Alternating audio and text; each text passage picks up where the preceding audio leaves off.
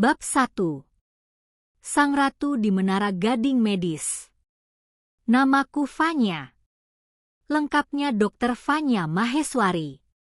Kalau kamu melihatku berjalan di lorong Rumah Sakit Medika Jakarta Pusat, kamu pasti akan menoleh 2 kali. Bukan cuma karena jubah putihku yang selalu licin tanpa kerut, tapi karena kecantikanku yang memang di atas rata-rata. Aku tahu itu. Aku sangat menyadarinya, dan aku sangat menikmatinya. Orang-orang bilang aku adalah perpaduan sempurna antara kecerdasan dan fisik yang memukau. Tapi di balik itu semua, aku punya satu prinsip hidup yang sangat kuat. Hidup ini adalah tentang kasta, dan aku berada di kasta tertinggi. Bagiku, pasien adalah angka. Mereka adalah proyek. Mereka adalah objek yang harus aku perbaiki dengan tanganku yang ajaib ini. Empati? Maaf saja, itu bukan bagian dari kurikulum kedokteran yang aku pelajari di luar negeri. Aku tidak punya waktu untuk mendengarkan drama kehidupan pasien yang tidak ada habisnya. Waktuku terlalu mahal untuk itu. Pagi itu, di sebuah hari Selasa yang cerah di kawasan Menteng, aku melangkah masuk ke rumah sakit dengan sepatu hak tinggi merek desainer ternama yang harganya setara dengan gaji 1 tahun seorang perawat pemula. Suara langkah sepatuku yang beradu dengan lantai marmer seolah menjadi alarm bagi semua staf di sana. Mereka harus siaga, karena sang ratu sudah tiba. Suster Ratna, seorang perawat senior yang sudah bekerja belasan tahun, menghampiriku dengan nafas terengah-engah. Dia bilang ada pasien darurat di ruang ICU yang butuh penanganan segera. Aku hanya meliriknya lewat kacamata hitamku, lalu aku berkata dengan nada yang sangat tajam. Ratna, apa kamu tidak lihat aku baru saja sampai? Aku butuh kopi latte dengan susu gandum, bukan laporan pasien yang sudah sekarat. Kalau dia memang sudah waktunya dipanggil Allah, ya sudah, biarkan saja. Kenapa harus merusak mood pagi saya? Ratna terdiam, wajahnya pucat. Aku tidak peduli. Aku melangkah menuju ruanganku yang wangi aromaterapi mahal. Di sana, aku menghabiskan waktu 30 menit hanya untuk memperbaiki riasan wajahku. Bagiku, penampilan adalah segalanya. Bagaimana mungkin seorang dokter bedah saraf terbaik di Jakarta terlihat kusam di depan kamera jurnalis yang sering meliputku? Tak lama kemudian, seorang dokter muda, dokter magang namanya Randy, mengetuk pintu ruanganku dengan gemetar. Dia bilang ada seorang kakek tua, pasien dari jalur jaminan kesehatan pemerintah, yang ingin bertemu denganku karena operasinya aku yang menangani. Dengan malas, aku keluar menuju bangsal kelas 3 yang bau karbolnya sangat menyengat. Aku sangat benci aroma kemiskinan. Kakek itu namanya Pak Ahmad. Dia duduk di ranjang besi yang sudah berkarat. Saat melihatku, matanya berbinar. Dia mencoba meraih tanganku untuk menciumnya sebagai tanda terima kasih. Tapi dengan cepat, aku menarik tanganku dan menyemprotkan cairan antiseptik ke seluruh bagian yang hampir disentuhnya. Pak Ahmad, tolong jangan sentuh saya. Tangan saya ini sangat mahal harganya. Ada apa kakek memanggil saya? Saya tidak punya banyak waktu. Kakek Ahmad tersenyum tulus, meskipun giginya sudah banyak yang tanggal. Dia bilang, Dokter Fanya, terima kasih sudah menyelamatkan nyawa saya. Saya tidak punya apa-apa untuk membalas kebaikan dokter. Saya hanya bisa mendoakan agar Allah selalu menjaga dokter dan memberikan kebahagiaan. Saya hanya ingin memberikan ini. Dia menyodorkan sebuah bungkusan kecil berisi kerupuk kaleng dan pisang dari kebunnya sendiri. Aku melihat bungkusan itu dengan tatapan jijik. Kakek simpan saja untuk kakek sendiri. Saya tidak makan makanan seperti ini. Dan tolong, lain kali jangan panggil saya hanya untuk hal tidak berguna seperti ini. Doa kakek tidak akan menambah saldo rekening saya. Aku berbalik pergi, meninggalkan kakek itu yang tertunduk lesu. Randy, dokter magang itu, mencoba menegurku. Dok, setidaknya hargai niat baik beliau. Dia tulus, Dok.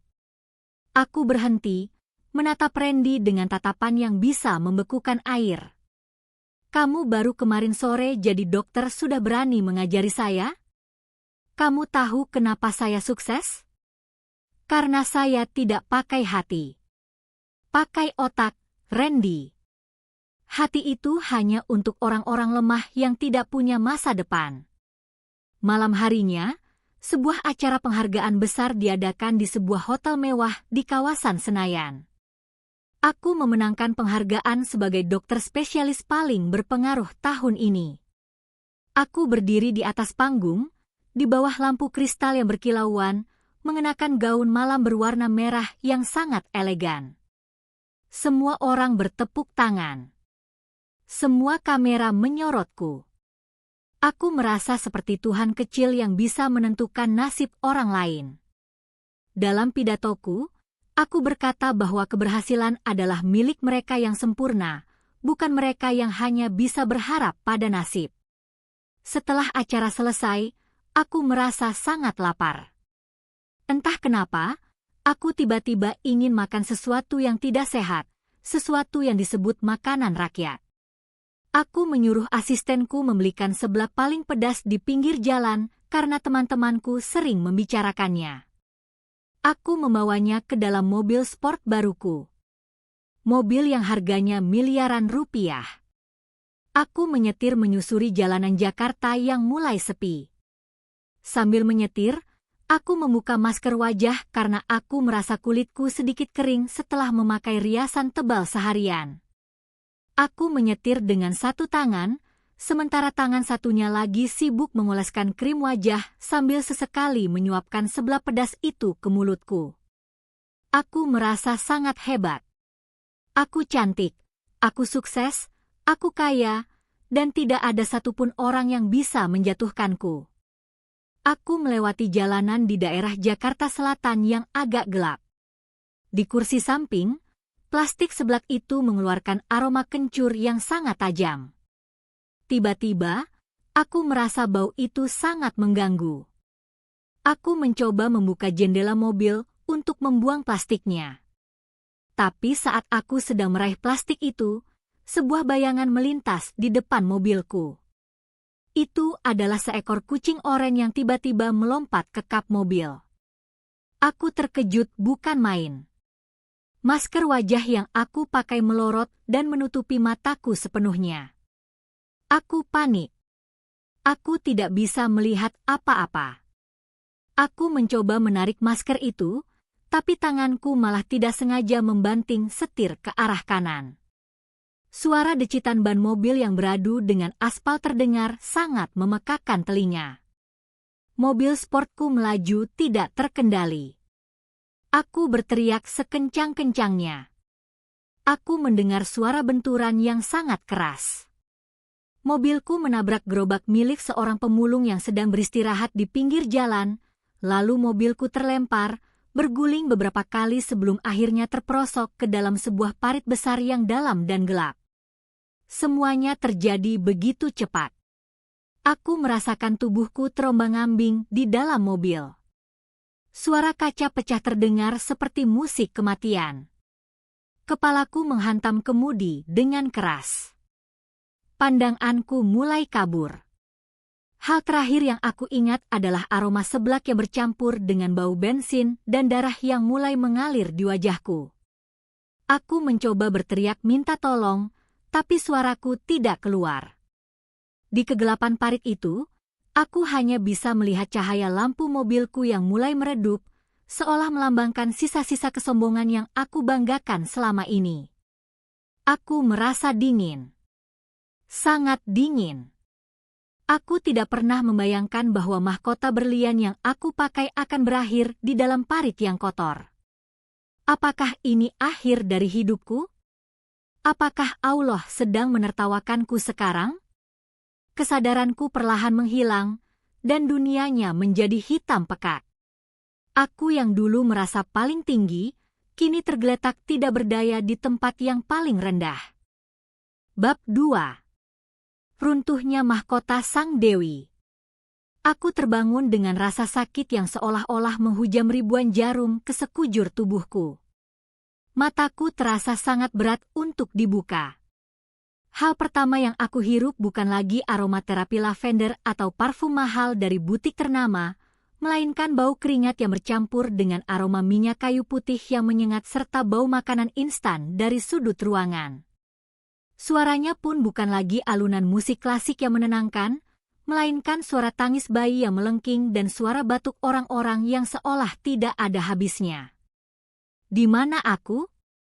Kenapa ranjang ini terasa sangat keras dan kasar? Kenapa kain sprei yang menyentuh kulitku terasa panas dan tidak lembut sama sekali? Aku mencoba menggerakkan tanganku untuk meraba wajahku, tapi aku tersentak. Tanganku tidak bisa bergerak. Ada rasa kesemutan yang sangat hebat, seolah-olah saraf-saraf di lenganku telah mati rasa. Aku mencoba memerintahkan otakku untuk mengepalkan jemari, tapi tidak ada respon. Kepanikan mulai menjalar di dadaku. Aku, seorang ahli bedah saraf yang tangannya adalah aset paling berharga di dunia ini, kini tidak bisa merasakan tangannya sendiri. Aku mencoba berteriak. Suster! Suster! Tolong pindahkan saya ke ruang VIP sekarang juga. Suara yang keluar dari tenggorokanku hanyalah sebuah bisikan parau yang sangat lemah. Tenggorokanku terasa seperti terbakar, mungkin karena benturan hebat saat kecelakaan itu. Seorang wanita dengan seragam perawat yang sudah agak kusam datang menghampiriku. Dia tidak tersenyum. Wajahnya terlihat sangat lelah, persis seperti wajah para perawat yang dulu sering aku maki karena mereka bekerja terlalu lambat. Sabar ya Mbak Anonim, jangan banyak gerak dulu. Dokter belum visit ke sini. Mbak tadi malam diantar warga, tidak ada identitas, dompet dan ponsel Mbak mungkin hilang saat kejadian. Jadi Mbak sementara kami tempatkan di sini dulu. Mbak Anonim? Dia memanggilku Mbak Anonim? Apakah dia tidak tahu siapa aku? Aku adalah Dr. Fanya Maheswari. Foto wajahku terpampang di majalah-majalah gaya hidup mewah. Tapi kemudian aku tersadar. Wajahku. Aku merasakan ada kain perban yang membalut hampir seluruh wajahku. Aku tidak bisa merasakan hidungku. Aku tidak bisa merasakan pipiku. Bayangan tentang wajah cantik yang selalu aku banggakan seketika hancur berkeping-keping. Aku merasa seperti monster yang tersembunyi di balik kain putih ini. Air mataku menetes, membasahi kain perban. Rasanya sangat perih saat air mata itu menyentuh luka-lukaku. Inilah ketakutan terbesarku. Kehilangan kecantikan, kehilangan kekuasaan, dan menjadi orang biasa yang tidak dianggap. Aku terbaring di sebuah rumah sakit umum daerah di pinggiran Jakarta, di sebuah bangsal yang penuh sesak dengan 10 tempat tidur lainnya. Tanpa nama, tanpa status, tanpa siapapun yang mengenaliku. Tiba-tiba, aku mendengar suara langkah kaki yang sangat aku kenal. Suara langkah yang tidak rata, sedikit menyeret. Seseorang mendekati ranjangku. Mbak sudah bangun ya? Alhamdulillah, Allah masih kasih kesempatan buat Mbak. Tadi malam Mbak kritis sekali, saya sampai tidak tega melihatnya. Aku mencoba menoleh dengan susah payah. Di samping ranjangku, berdiri seorang laki-laki tua yang menggunakan tongkat penyangga. Jantungku berdegup kencang. Itu Pak Ahmad. Kakek yang kemarin pagi aku hina di rumah sakit tempatku bekerja. Kakek yang aku tolak pemberian pisangnya karena menurutku itu makanan rendahan. Kenapa dia ada di sini? Oh, aku ingat. Dia adalah pasien jaminan kesehatan yang baru saja pulang setelah aku operasi. Tapi kenapa dia tidak pulang ke rumah? Kenapa dia masih di rumah sakit ini? Ternyata, dia adalah relawan yang sering membantu menjaga pasien-pasien tanpa identitas di rumah sakit ini karena dia merasa berhutang nyawa pada para dokter. Betapa ironisnya kenyataan ini. Orang yang aku anggap sampah, kini berdiri di sampingku sebagai satu-satunya orang yang peduli. Pak Ahmad tersenyum padaku, meskipun dia tidak tahu bahwa di balik perban ini adalah dokter sombong yang telah menyakiti hatinya. Nama saya Ahmad, Mbak. Jangan takut ya. Di sini memang ramai, tapi orang-orangnya baik kok. Mbak haus ya? Sebentar, saya ambilkan air minum. Dia berjalan dengan tertatih-tatih menuju dispenser di ujung lorong. Aku melihat punggungnya yang bungkuk dengan perasaan yang tidak karuan. Ada rasa malu yang sangat besar menyelinap di antara rasa sakitku. Aku ingin berteriak padanya, "Pak Ahmad, ini saya Dokter Fanya." Tapi aku tidak sanggup. Aku terlalu malu untuk mengakui bahwa sang ratu kini telah jatuh ke kubangan lumpur yang sama dengan orang-orang yang dulu dia hina. Pak Ahmad kembali dengan segelas air putih hangat di tangannya. Karena tanganku lumpuh dan tidak bisa bergerak, dia dengan sangat sabar menyandarkan kepalaku pada bantal yang tipis itu. "Mari Mbak, minum pelan-pelannya." Bismillah. Dia menyuapkan air itu ke bibirku yang pecah-pecah. Setiap tegukan air itu terasa seperti duri yang menusuk tenggorokanku, tapi rasa hangatnya menjalar hingga ke hatiku yang sudah lama membeku. "Mbak, jangan sedih ya. Semua ini ujian dari Allah. Mungkin Allah ingin Mbak istirahat sejenak dari hiruk-pikuk dunia. Saya juga dulu pernah merasa hidup saya sudah berakhir saat divonis sakit saraf. Tapi ada seorang dokter cantik yang menyelamatkan saya. Meskipun dia orangnya sangat sibuk dan tegas, tapi saya tahu dia orang baik. Saya selalu mendoakan dokter itu setiap hari agar dia selalu bahagia." Mendengar kata-katanya, tangisku pecah. Aku terisak di balik perban. Dokter cantik yang dia maksud adalah aku. Tapi dia salah. Aku bukan orang baik. Aku melakukannya hanya karena itu pekerjaanku, hanya karena aku ingin pamer kehebatan. Aku tidak pernah melakukannya dengan hati. Dan sekarang, doa dari orang yang aku sakiti inilah yang mungkin membuatku masih tetap bernafas hari ini. Kakek Ahmad tampak panik melihatku menangis. "Loh, Mbak kenapa menangis? Ada yang sakit ya? Apa mau saya panggilkan suster? Saya tahu, ranjang ini memang tidak enak. Kasurnya keras ya? Maaf ya Mbak, kami di sini memang tidak punya fasilitas mewah. Tapi yang penting kita masih bisa bernafas. Itu sudah nikmat yang luar biasa dari Allah." Kocaknya, di saat aku sedang sangat emosional seperti ini, ada seorang pasien di ranjang sebelah yang sedang asyik makan mie instan cup dengan aroma yang sangat kuat. Suara seruputan mie-nya terdengar sangat keras. "Mbak, mau mie? Ini enak loh, daripada air putih terus," kata pasien itu sambil tertawa kecil. Aku yang dulu sangat anti dengan aroma seperti itu, kini hanya bisa menelan ludah.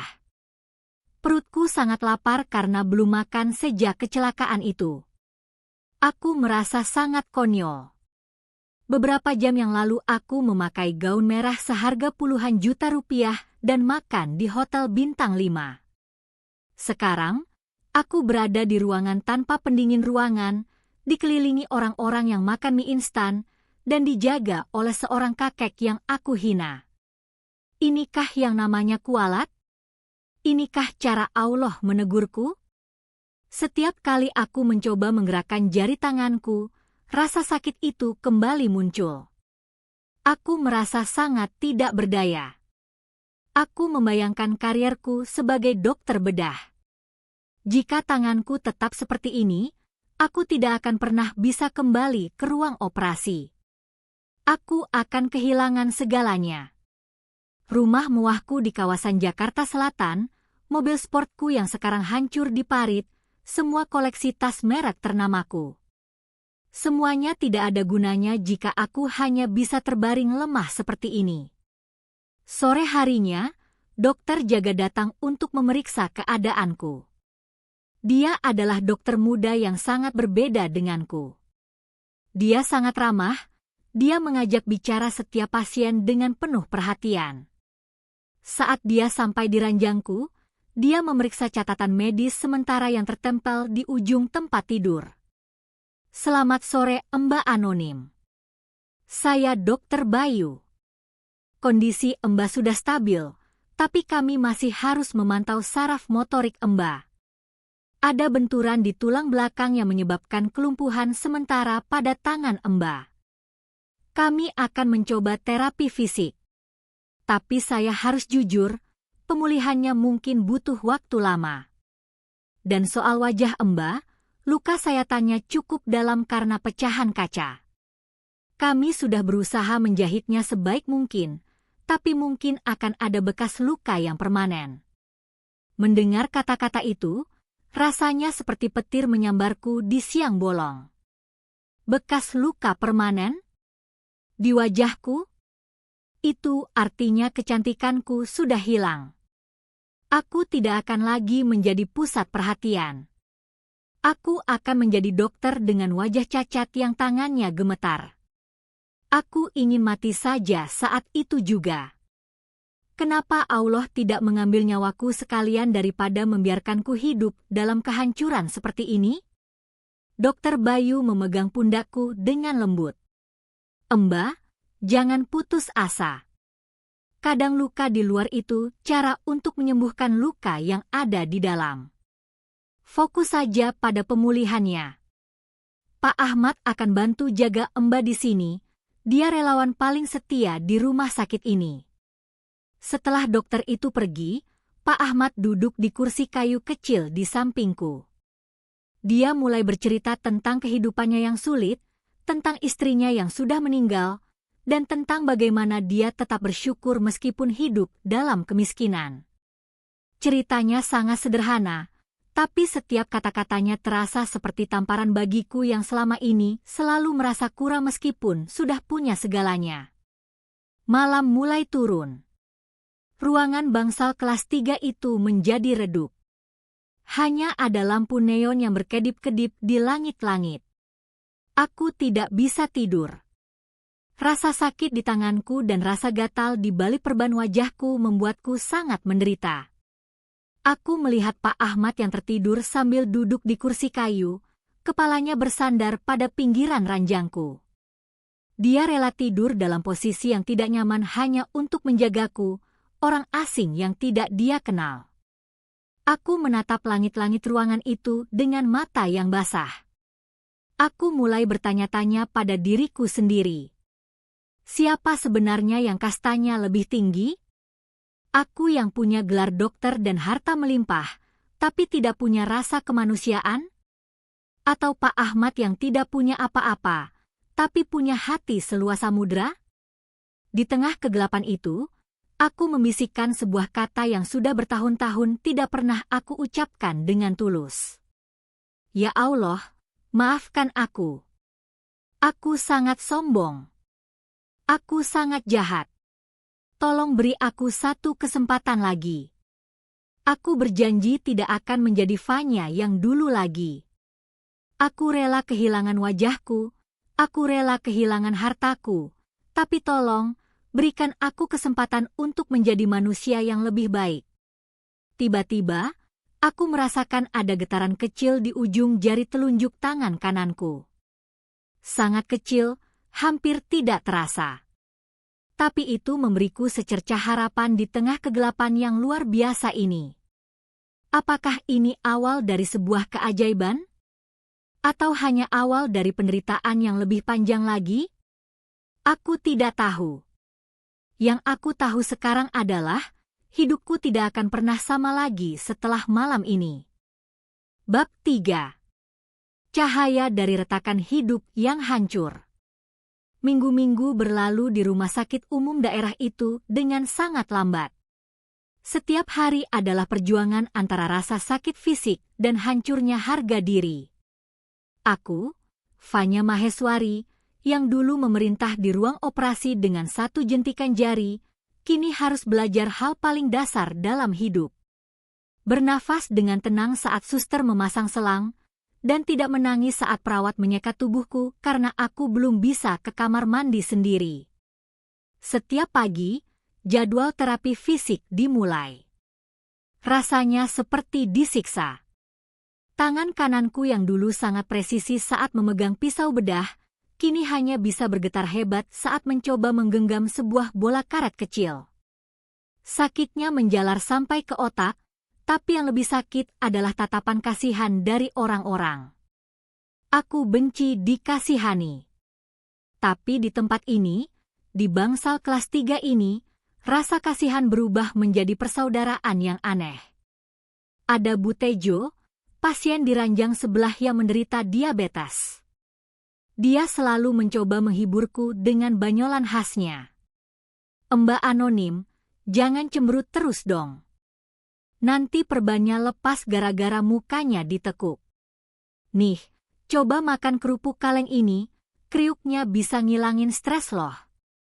Suara Bu Tejo yang cempreng seringkali memecah keheningan bangsal, dan anehnya, aku yang dulu sangat benci suara berisik, kini merasa suara itu adalah musik yang menandakan bahwa aku masih hidup.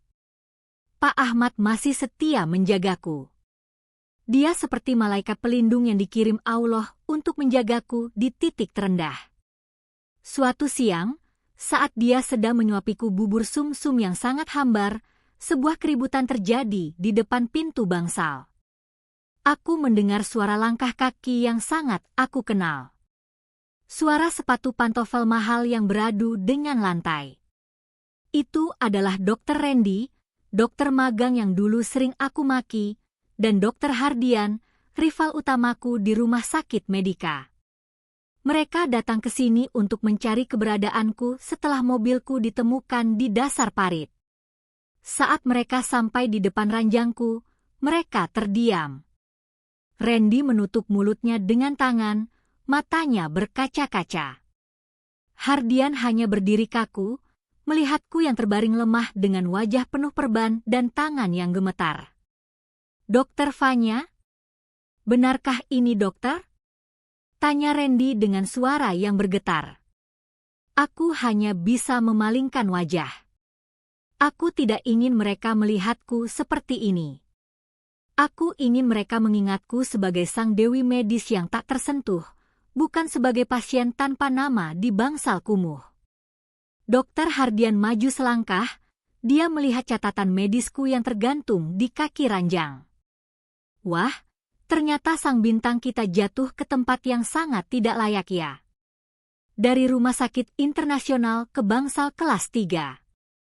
Bagaimana rasanya, Fanya? Masih mau bilang kalau pasien miskin itu hanya angka? Ucapannya sangat pedas, menusuk tepat di ulu hatiku. Dulu aku mungkin akan membalasnya dengan lebih kejam, tapi sekarang aku hanya bisa diam.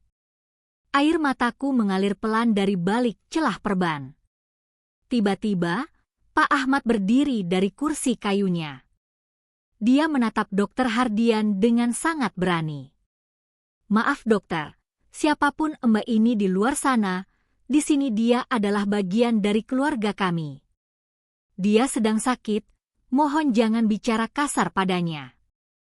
Kalau dokter tidak punya kata-kata yang baik, lebih baik dokter pergi.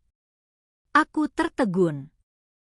Pak Ahmad, orang yang hidupnya aku anggap remeh, kini membelaku di depan orang-orang dari kelasku sendiri. Dokter Hardian tertawa meremehkan. Kakek tua, kamu tidak tahu siapa wanita ini. Dia ini dokter paling angkuh yang pernah ada. Dia pernah menghina kamu juga kan? Kenapa kamu malah membelanya? Pak Ahmad tersenyum tenang. Saya tidak peduli siapa dia dulu.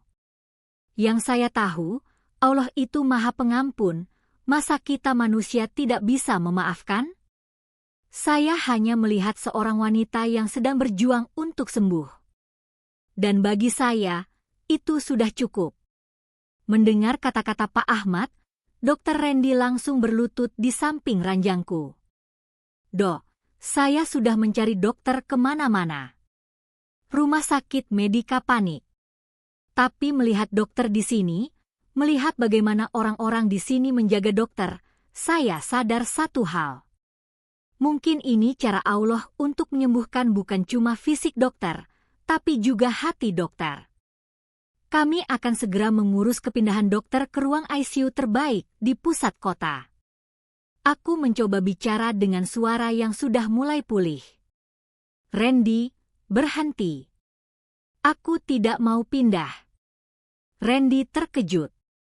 Tapi dok, di sini fasilitasnya sangat minim. Dokter butuh perawatan terbaik untuk tangan dokter. Aku menarik nafas panjang, rasanya sesak sekali. Randy, di sini aku belajar menjadi manusia. Di ruang VIP, aku hanya akan kembali menjadi robot yang sombong. Aku ingin di sini sampai perban wajahku dibuka. Aku ingin belajar dari Pak Ahmad, dari Bu Tejo, dan dari semua orang yang selama ini aku anggap sebelah mata.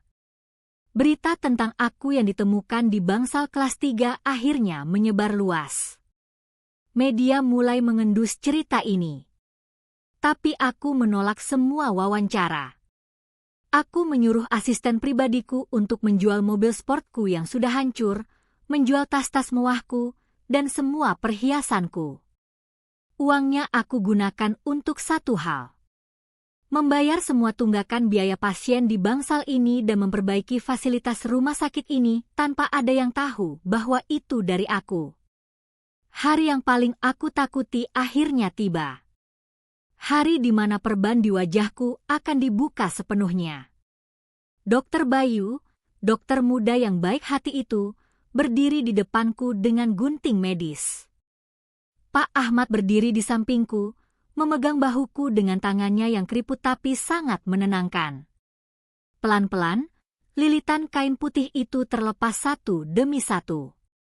Aku memejamkan mata, tidak berani melihat cermin.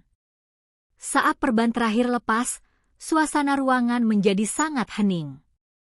Aku bisa merasakan udara dingin menyentuh kulit pipiku yang baru. Aku gemetar. Pak Ahmad berbisik, buka matanya Emba. Emba cantik sekali. Aku membuka mata dan melihat ke arah cermin kecil yang dipegang Dokter Bayu. Di sana, aku tidak lagi melihat Fanya yang sempurna tanpa celah. Ada garis bekas luka panjang yang melintang dari pipi kanan hingga ke rahangku. Kulitku tidak lagi sehalus dulu. Aku terlihat berbeda. Tapi anehnya, saat aku menatap mataku sendiri di cermin, aku melihat binar yang tidak pernah ada sebelumnya. Ada kehangatan, ada ketulusan, ada nyawa. Pak Ahmad, lihat wajahku. Aku sudah cacat. Kataku dengan suara serak. Pak Ahmad tertawa kecil, suara tawa yang sangat renyah. Emba, luka itu bukan cacat. Itu adalah tanda bahwa Emba sudah menang melawan badai. Itu adalah ukiran dari Allah agar Emba selalu ingat bahwa kecantikan hati itu tidak akan pernah bisa hilang ditelan waktu. 3 bulan kemudian, sebuah klinik kecil bernama Klinik Cahaya didirikan di daerah pemukiman padat penduduk di Jakarta Selatan. Klinik itu sangat bersih, sangat wangi, tapi sangat ramah untuk siapa saja. Di depan klinik itu, berdiri seorang wanita cantik dengan rambut sebahu. Dia mengenakan jubah putih dokter, tapi tidak ada lagi sepatu hak tinggi 12 cm. Dia hanya memakai sepatu flat yang nyaman agar bisa bergerak cepat membantu pasien. Wanita itu adalah aku. Fanya Maheswari. Tanganku memang masih sedikit bergetar jika aku kelelahan, dan aku tidak bisa lagi melakukan operasi saraf yang sangat rumit selama berjam-jam. Tapi sekarang, aku menemukan kebahagiaan yang jauh lebih besar. Aku menjadi dokter umum yang mendengarkan setiap keluhan pasien, yang memegang tangan mereka saat mereka ketakutan, dan yang selalu tersenyum meskipun wajahku memiliki bekas luka yang nyata. Setiap pagi, Pak Ahmad datang ke klinikku. Bukan sebagai pasien, tapi sebagai kakek angkatku yang bertugas membantu bagian administrasi. Dia adalah pengingat hidupku tentang kesombongan yang hampir menghancurkanku. Kami sering duduk bersama di sore hari, sambil makan pisang rebus dan minum teh hangat, persis seperti makanan yang dulu aku benci. Lucunya, aku yang dulu sangat anti makanan pinggir jalan, sekarang malah jadi langganan seblak di depan klinik. Bu Tejo, pasien dari bangsal dulu, sering mampir hanya untuk membawakanku kerupuk kaleng. "Mbak dokter, makin cantik aja kalau lagi makan seblak begini," katanya sambil tertawa. Video tentang perjalananku dari dokter sombong hingga menjadi pengabdi masyarakat tanpa sengaja viral di media sosial. Banyak orang yang menghujat masa laluku, tapi lebih banyak lagi yang terinspirasi oleh perubahanku. Aku tidak peduli dengan jumlah penayangan atau pujian. Bagiku, setiap kali seorang pasien pulang dengan senyuman dan mengucap "Alhamdulillah", itu adalah penghargaan tertinggi yang jauh lebih berharga daripada piala kristal manapun di dunia ini. Aku sadar sekarang bahwa kecelakaan itu bukan kutukan. Itu adalah cara Allah untuk menghancurkan cangkang kesombonganku yang sangat keras, agar cahaya kemanusiaan di dalamnya bisa keluar dan menerangi orang lain. Aku kehilangan wajah Dewiku, aku kehilangan tanganku yang ajaib, tapi aku mendapatkan kembali jiwaku yang sudah lama mati. Saat malam tiba di langit Jakarta, aku berdiri di jendela klinik, menatap bintang-bintang. Aku teringat pada malam kecelakaan itu. Jika aku tidak menabrak gerobak itu, jika aku tidak jatuh ke parit itu, mungkin sampai sekarang aku masih menjadi wanita dingin yang kesepian di atas menara gadingku. Luka di pipiku ini sekarang adalah perhiasan paling mahal yang aku punya. Sebuah tanda bahwa aku telah lahir kembali. Nama saya Fanya Maheswari. Dulu saya adalah seorang dokter yang hebat. Sekarang, saya hanyalah seorang manusia yang sedang belajar untuk terus menjadi baik. Terima kasih ya Allah, karena telah memberikan aku kesempatan kedua dalam kehancuran yang paling indah ini.